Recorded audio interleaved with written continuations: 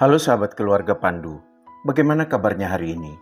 Semoga kita selalu sehat dan dimampukan Tuhan untuk melakukan tugas dan kerja kita. Selamat bertemu kembali di channel Keluarga Pandu dalam program Studi Alkitab. Studi Alkitab kita kali ini diambil dari Injil Markus pasal 9 ayat 30-37.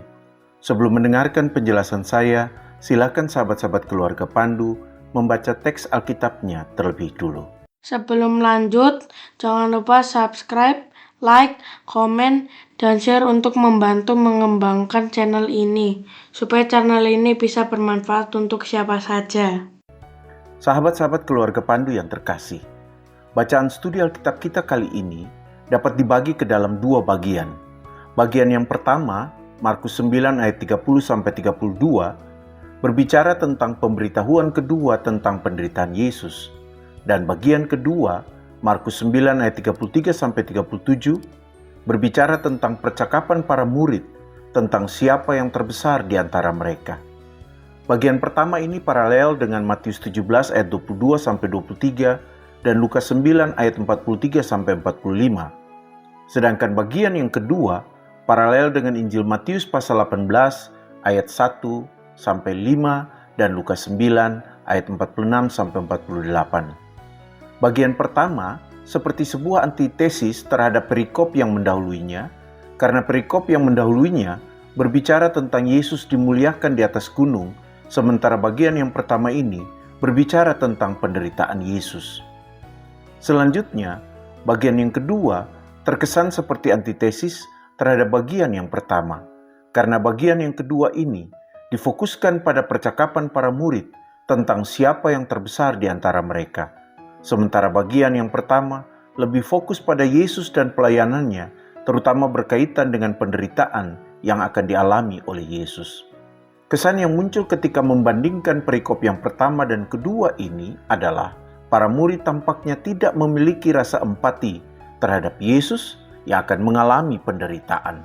Ketiadaan rasa empati ini mungkin juga disebabkan oleh ketidakpahaman mereka terhadap perkataan Yesus atau penjelasan Yesus tentang penderitaan yang akan dialaminya, sebagaimana dikatakan di ayat 32, bahwa mereka tidak memahaminya atau tidak mengerti apa yang dikatakan oleh Yesus. Atau para murid tidak memahami siapa yang dimaksudkan Yesus dengan anak manusia di sini. Penulis Injil Markus mengatakan bahwa para murid tidak mau bertanya kepada Yesus tentang apa yang tidak mereka pahami ini. Sementara Yesus juga tidak menolong para murid ini untuk betul-betul memahami apa yang disampaikan olehnya. Kesan yang muncul adalah Yesus membiarkan para murid ini berada dalam ketidakpemahaman mereka atau berusaha sendiri untuk memahami pengajaran Yesus ini.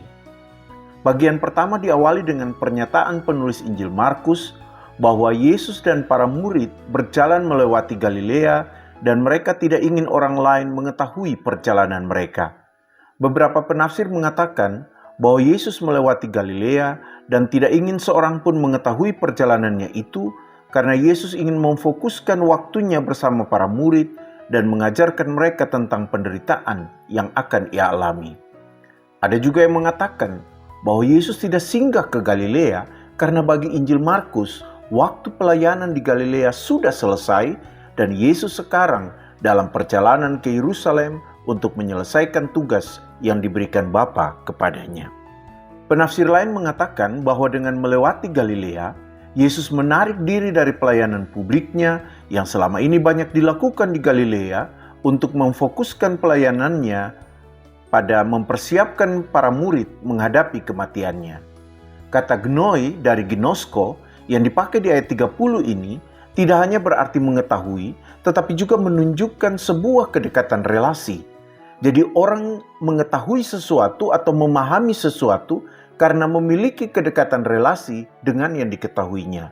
Dengan demikian, Yesus mungkin berpikir kalau orang tahu bahwa dia melewati Galilea, mereka tentu saja akan datang dan mendekat kepadanya untuk belajar lagi dan mengetahui sesuatu langsung dari Yesus.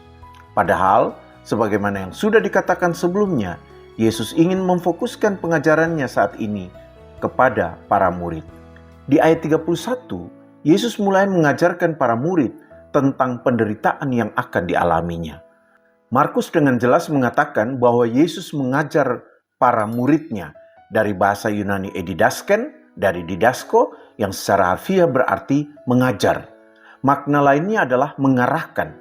Itu artinya bahwa Yesus bukan hanya mengajarkan, tetapi juga mengarahkan pikiran para murid untuk bisa memahami jalan yang akan dilaluinya, khususnya penderitaan yang akan dialaminya.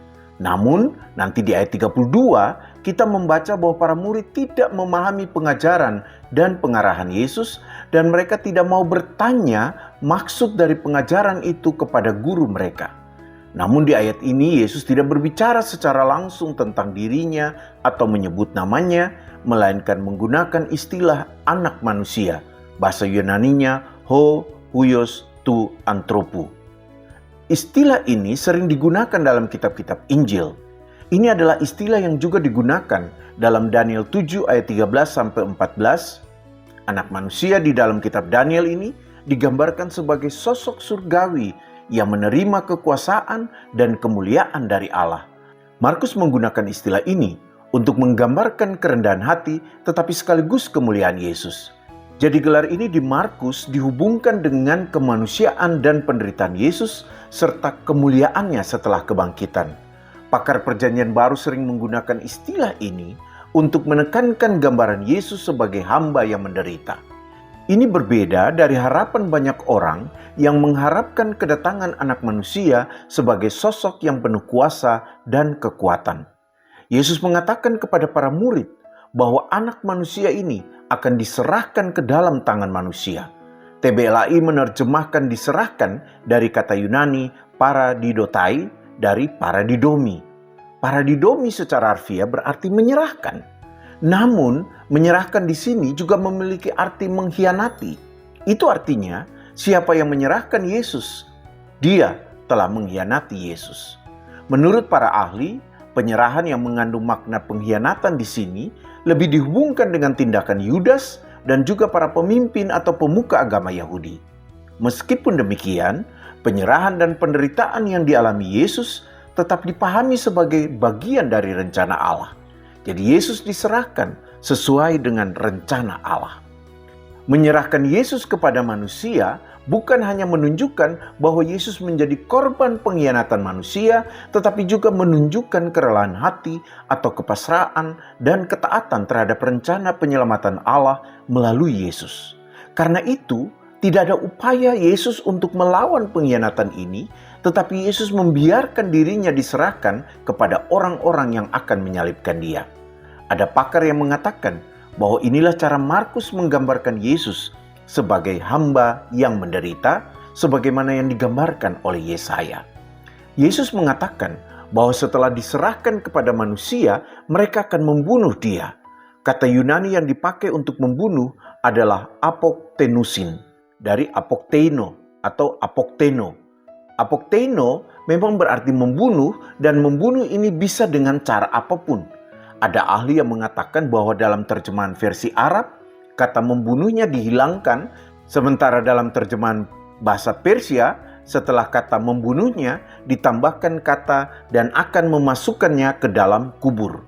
Tujuan membunuh di sini adalah untuk menyingkirkan orang yang dibunuh. Jadi pernyataan Yesus ini menunjukkan bahwa Yesus diserahkan kepada manusia untuk disingkirkan dengan cara membunuhnya. Dengan demikian, Yesus ingin menunjukkan kepada para muridnya bahwa mereka tidak akan selalu bersama dengan guru mereka karena Yesus akan mengalami kematian dengan tujuan untuk disingkirkan. Namun, penjelasan Yesus ini tidak berakhir dengan kematian. Karena di bagian akhir dari ayat 31 dikatakan bahwa 3 hari setelah dia dibunuh, dia akan bangkit. Anastesetai, itulah bahasa Yunaninya. Anastesetai dari anistemi secara harfiah berarti bangkit atau juga bisa berarti berdiri atau naik. Maknanya dalam Perjanjian Baru berhubungan dengan bangkit dari kematian. Narator di ayat 32 memperlihatkan respons para murid terhadap pengajaran Yesus. Narator mengatakan bahwa mereka tidak memahami perkataan Yesus. Kata Yunani yang dipakai adalah eknoun dari aknoeo, yang berarti menjadi bodoh atau tidak tahu. Ada juga gagasan tentang ketidaktahuan yang disengaja atau ketidakpedulian. Namun narator juga mengatakan bahwa mereka tidak mau menanyakan kepada Yesus maksud pengajarannya. Alasannya adalah karena mereka segan. Markus menggunakan kata Yunani ephobunto dari phobeo untuk mengatakan bahwa mereka segan untuk bertanya. Phobeo secara harfiah berarti takut. Makna lainnya adalah menghindar atau terpesona atau menghormati. Jadi mungkin saja para murid tidak bertanya karena mereka takut untuk bertanya, tetapi bisa juga mereka terpesona mendengar pengajaran Yesus dan mereka tidak ingin bertanya apa maksud Yesus dengan pengajarannya itu. Tetapi kalau dihubungkan dengan makna agnoeo, mungkin juga para murid ini dengan sengaja tidak ingin mengetahui maksud dari pengajaran Yesus. Kesengajaan untuk tidak mengetahui makna pengajaran Yesus ini dapat dihubungkan dengan sikap mereka di bacaan yang kedua, di mana mereka malah memperdebatkan masalah siapa yang terbesar di antara mereka. Jelas ini adalah sebuah bentuk ketidakpedulian terhadap pengajaran Yesus. Sikap mereka tidak berbanding lurus atau sejalan dengan pengajaran yang baru mereka terima. Bahasa sederhananya, Yesus mengajarkan A, tetapi yang mereka lakukan adalah B. Pakar lain mengatakan bahwa para murid takut untuk bertanya karena mereka juga mungkin takut ditegur Yesus sebagaimana yang dialami Petrus, dan itu dikisahkan Markus di dalam Markus 8 ayat 32 dan 33. Ada pakar yang mengatakan bahwa sikap para murid ini juga menggambarkan kelemahan spiritual mereka. Mereka mungkin saja masih terpaku pada pengharapan mesianis yang dipegang orang Yahudi umumnya, yaitu Mesias sebagai sosok yang berkuasa dan membebaskan, sehingga mereka tidak peduli dengan konsep atau pemahaman anak manusia yang menderita dan mati. Mereka dengan demikian tidak memahami misi Yesus, meskipun mereka sudah lama bersama dengannya. Ada juga penafsir yang melihat keengganan atau ketakutan para murid untuk bertanya sebagai ketertutupan para murid untuk berdialog dengan Yesus. Mereka juga tidak bersikap jujur kepada Yesus terhadap ketidakmampuan mereka untuk memahami pengajarannya. Sikap mereka ini berbeda dengan sikap Yesus yang terbuka dalam mengajar dan juga berkomunikasi sepanjang pelayanannya. Ada juga penafsir yang mengatakan bahwa ini cara Markus menggambarkan sikap para murid sebagai sikap bawaan dalam diri mereka yang mana mereka tidak memahami atau tidak berusaha memahami pengajaran Yesus. Dalam berbagai kebersamaan dengan Yesus, mereka sering menunjukkan sikap ini seperti yang dikatakan di dalam Markus 4 ayat 40, 6 ayat 52, dan 8 ayat 17-18. Namun, ada penafsir lain yang lebih positif memahami sikap para murid ini. Menurutnya, kalau para murid sudah memahami pengajaran Yesus ini, maka tidak akan ada kisah kebingungan para murid dalam merespons peristiwa kebangkitan Yesus. Justru karena mereka tidak memahami pengajaran Yesus ini, maka peristiwa kebangkitan Yesus menjadi lebih menarik untuk dipercakapkan.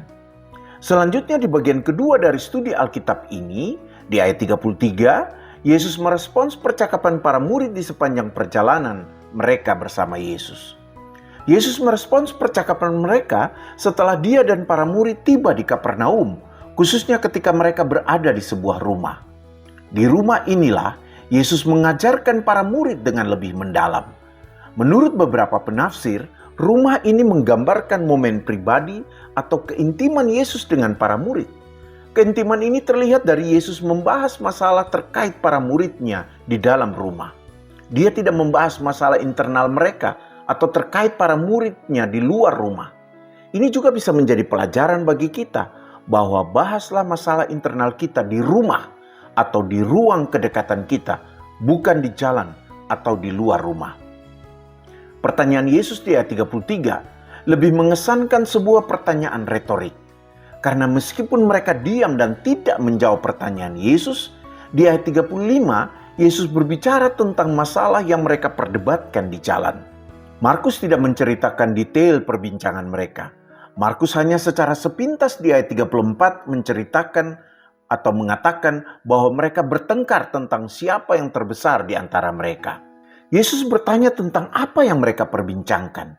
Kata Yunani yang dipakai adalah dialogiseste dari dialogisomai. Dialogisomai di sini bisa berarti membahas, tetapi juga mengandung makna berdebat atau berargumen atau bertanya-tanya. Makna kata ini juga sebenarnya memperlihatkan adanya kebingungan terkait dengan pendapat atau pemikiran yang ada, tetapi juga menunjukkan bahwa ada perselisihan terkait dengan pemikiran. Karena itu dapat dipahami jika di ayat 34 Markus mengatakan bahwa mereka bertengkar. Kata Yunani yang dipakai adalah dialektesan dari dialegomai, yang berarti berdiskusi atau berbicara atau berkhotbah atau berpendapat atau membuat kesimpulan. Namun kata ini juga bisa bermakna berdebat. Dari kata ini kita juga mengenal kata dialog, atau juga dikatakan bahwa ini adalah akar dari kata dialog. Dengan bertanya kepada para murid, Yesus meminta para murid untuk jujur dan terbuka kepadanya. Namun di ayat 34 para murid tetap menunjukkan sikap yang sama. Mereka tetap berdiam diri, bahasa Yunaninya esiopon. Sikap Yesus ini secara tidak langsung menjadi kritik kepada sikap para murid di ayat 32 yang mana mereka tidak mau bertanya. Jadi sang guru bersikap aktif bertanya, sedangkan para murid bersikap pasif tidak mau bertanya. Yesus bersikap terbuka, para murid bersikap tertutup. Nah, pesan firman Tuhan ini bagi para pembaca masa kini adalah jika Yesus saja bersikap terbuka dan mau tahu apa yang menjadi persoalan hidup kita, mengapa kita tidak mau bersikap jujur juga kepada Yesus? Firman ini mengajak orang percaya untuk jujur dan terbuka kepada Yesus. Bertanyalah kepada Yesus ketika kita tidak memahami maksud firman-Nya. Dengan demikian, kita bisa hidup dengan benar sesuai dengan firman Tuhan. Ada penafsir yang mengatakan bahwa kata eperota dari eperotao yang diterjemahkan TBLAI dengan bertanya di ayat 33 tidak hanya sekadar berarti bertanya atau menginterogasi, namun ini adalah sebuah undangan untuk masuk dalam sebuah perenungan atau introspeksi diri. Yesus ingin para murid bisa menilai sikap mereka dan membandingkan itu dengan pengajaran Yesus, terutama dengan nilai-nilai yang Dia ingin mereka pegang.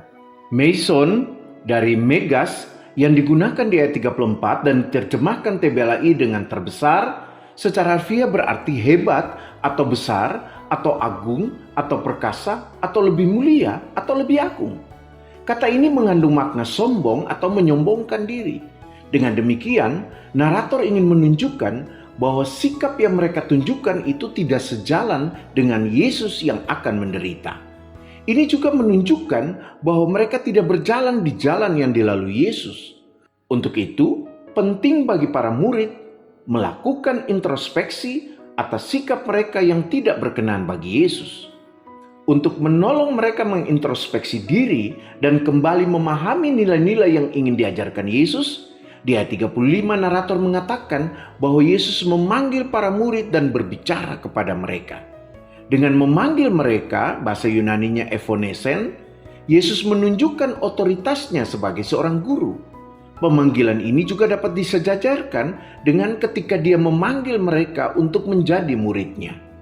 Pemanggilan ini juga memperlihatkan inisiatif Yesus untuk tidak membiarkan murid-muridnya terjebak dalam perilaku yang salah.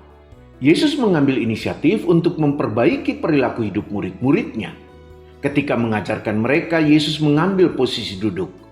Ada penafsir yang mengatakan bahwa posisi duduk ini adalah bentuk lain dari cara Yesus menunjukkan otoritasnya.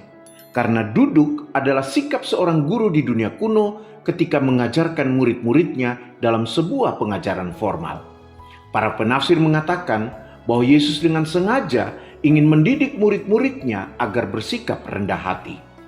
Pada masa itu, pengajaran Yesus ini adalah sebuah tawaran cara berpikir baru tentang menjadi yang terbesar atau yang pertama. Yang mau menjadi yang pertama, hendaklah menjadi yang terakhir. Protos sebenarnya tidak harus selalu diartikan pertama atau paling penting. Kalau hanya diartikan pertama atau paling penting, maknanya tentu saja bertentangan dengan eskatos, yang berarti terakhir atau paling akhir atau terjauh. Protos juga bisa berarti kepala atau pemimpin. Dalam pengertian ini, Kita lalu bisa memahami maksud Yesus ketika Yesus mengatakan bahwa siapa yang mau jadi pemimpin atau menjadi yang pertama harus menjadi yang terakhir. Sebagai orang Indonesia, kita diingatkan kepada pengajaran Ki Hajar Dewantoro bahwa seorang pemimpin juga harus bisa ada di belakang. Seorang pemimpin tidak harus selalu ada di posisi paling depan.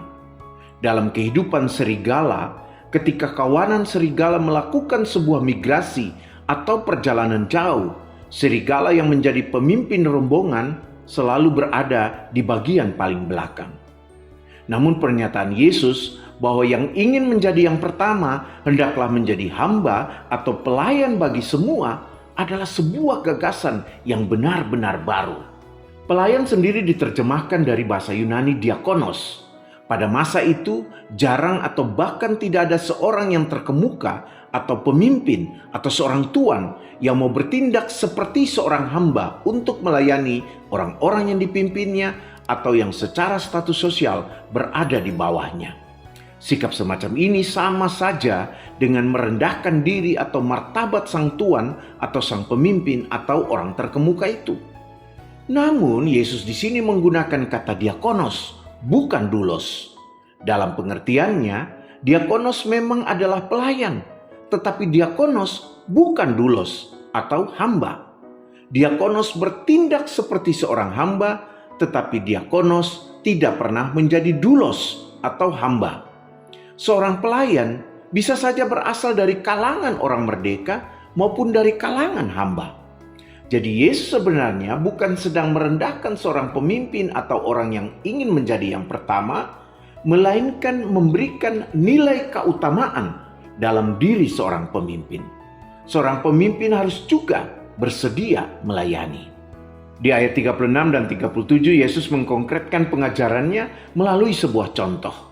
Yesus mengambil seorang anak kecil, menempatkannya di tengah-tengah mereka dan memeluk anak itu. Yesus kemudian mengatakan, "Siapa saja yang menyambut seorang anak seperti ini di dalam namaku, ia menyambut aku. Siapa saja yang menyambut aku, bukan aku yang disambutnya, tetapi dia yang mengutus aku." Dalam masyarakat kuno, anak-anak itu kurang mendapat penghargaan. Mereka kurang dihargai. Mereka tidak diperhitungkan sebagai bagian penting dalam masyarakat. Mereka baru diperhitungkan nanti di masa depan. Status mereka rendah, baik secara sosial, hukum, maupun politik. Suara mereka juga kurang didengar. Tindakan Yesus adalah sebuah tindakan simbolis untuk menunjukkan bahwa kalau di mata Yesus saja anak kecil ini begitu penting, maka seharusnya di mata semua orang anak kecil juga harus diposisikan secara penting. Para penafsir mengatakan bahwa ini adalah cara Yesus menunjukkan bahwa dalam kerajaan Allah yang kecil dan yang tidak diperhitungkan justru akan dirangkul dan mendapat penghargaan. Dengan memeluknya, Yesus secara simbolis ingin mengajarkan para murid dan juga para pendengarnya saat itu serta orang percaya saat ini bahwa anak kecil yang adalah simbol dari mereka yang terpinggirkan atau yang tidak dihargai mendapat perlindungan dan kasih sayang dari Allah. Meskipun dalam masyarakat mereka tidak memiliki status sosial yang mentereng atau tinggi atau tidak mempunyai kedudukan atau kekuasaan, Allah peduli kepada mereka dan melindungi mereka.